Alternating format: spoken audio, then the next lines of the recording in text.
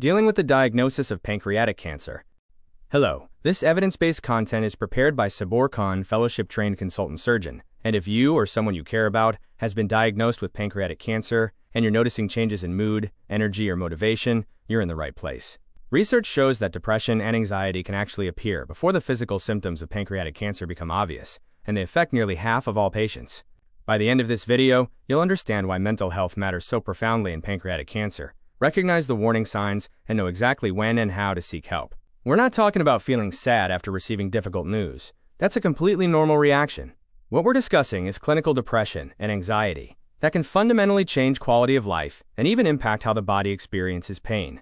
In pancreatic cancer, these psychological conditions can appear as prodromal symptoms, meaning they show up as early warning signs before the cancer is even diagnosed. This matters to you personally because understanding this connection can help you or your loved one get comprehensive care that addresses both body and mind.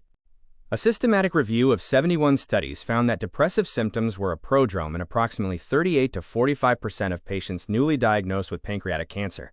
If you're in a room with 10 people who've just been diagnosed with pancreatic cancer, 4 or 5 of them experienced depression as one of their first symptoms, sometimes even before they knew they had cancer. The characteristic presentation is what researchers describe as an older patient with minimal clinical findings, presenting with loss of ambition, loss of push, lack of go, and a kind of premonition or foreboding of having cancer. You might recognize this in yourself or someone you love. That persistent feeling that something is profoundly wrong, accompanied by a loss of drive and enthusiasm for life, even when physical symptoms are still subtle. This isn't psychological weakness or giving up. The diagnosis of cancer is unsettling to any patient, and the knowledge of the aggressive nature of locally advanced and metastatic pancreatic cancer may lead to psychological conditions, such as adjustment disorder, depression, and anxiety, among others. While prodromal anxiety was observed in approximately 12% of newly diagnosed patients, anxiety becomes more prevalent after diagnosis when the reality of treatment decisions, uncertain prognosis, and physical symptoms sets in. Normal worry comes and goes. Clinical anxiety is persistent, overwhelming, and interferes with daily functioning. Watch for signs like persistent restlessness, difficulty concentrating, sleep disturbances beyond what pain might cause, and a sense of impending doom that doesn't ease even with reassurance. Patients who are depressed experience a significant worsening of their quality of life and have more intense pain compared with those who are not depressed. You can see how this creates a vicious cycle. Pain worsens depression. Depression amplifies the experience of pain, and both together devastate quality of life. This is when addressing mental health becomes crucial for overall cancer care. It's not an extra or optional part of treatment. It's fundamental to helping patients live as well as possible for as long as possible. All patients with newly diagnosed pancreatic cancer should have a full assessment of symptom burden, psychological status, and social supports as early as possible. Many patients with locally advanced or metastatic disease will benefit from formal palliative care consultation and services. When I say palliative care, I know when you hear these words it's natural to think end of life, but that's a misconception. Palliative care is an interdisciplinary specialty focused on preventing and relieving suffering and supporting the best possible quality of life for patients and their families facing serious illness. Palliative care aims to relieve suffering in all stages of disease and can be provided at the same time as curative or life-prolonging treatments. When initiated early in the disease course, palliative care has been shown to improve clinical quality of care and survival outcomes. Multiple studies have shown that palliative care services improve patients' symptoms, allow patients to avoid hospitalization, and lead to better patient and family satisfaction. If you're supporting someone through this early palliative care consultation, significantly reduces intensive care admissions, emergency department visits, and hospitalizations near death while improving quality of life throughout the cancer journey. All patients can benefit from a discussion of their psychosocial concerns and their available support systems. This means actually asking your loved one, or if you're the patient telling someone, "I'm struggling with feelings of depression," or "I'm experiencing overwhelming anxiety." Don't wait for these feelings to become unbearable.